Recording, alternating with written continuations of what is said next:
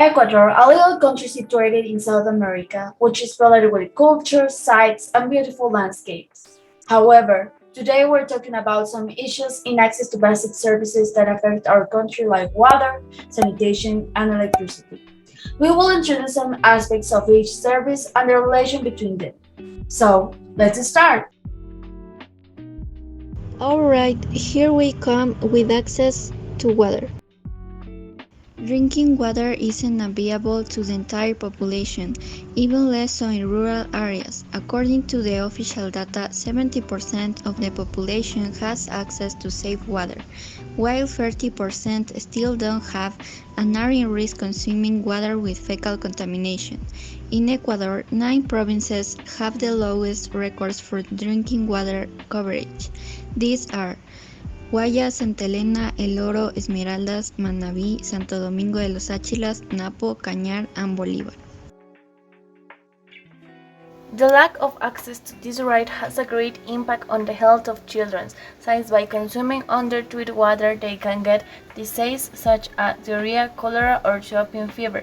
Around 8 out of 10 indigenous children lack this service, and 1 out of every 2 children and teenagers doesn't have water, sanitation, and hygiene supplies at home. Access to sanitation. Ecuador has improved the access coverage to a better water source from 74% in 1990 to 87% in 2015, while in the sanitation facilities the country raised it from 57% to 85% during the same period. In Ecuador, according to data from Senagua, from all the water distributed for human consumption, 70% of the country's wastewater is channeled to sanitation systems, and of this percentage, only around 10% is treated. Relationship between water and sanitation. Ecuador isn't that bad in terms of access to water, but it has aspects to improve. Since 70% of the population has safe water, it is consistent with good project implementation. However, 30% of people still don't have access to pure water, a problem caused by sanitation. Without an effective water treatment, more people will lack this resource, mainly in urban sectors that are far from sanitation projects. Now here we come with access to electricity.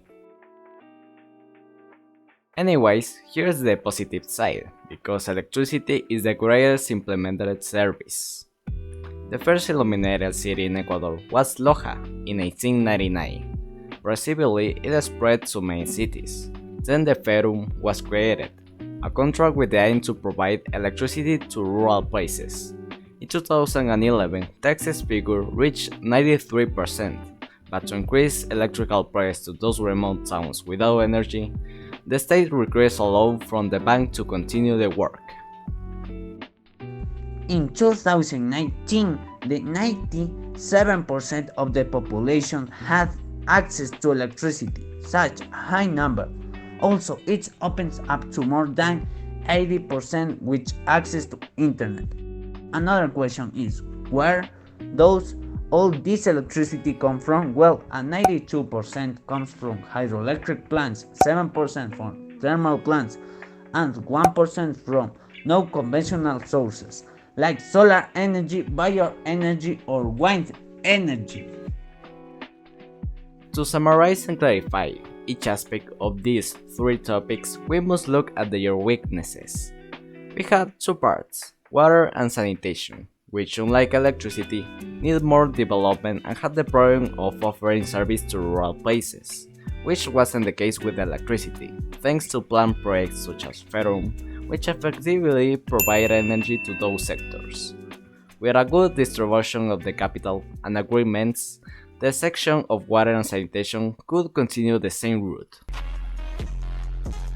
And finally, I want to give a huge shout out to all of these sources. Without them, this couldn't be possible.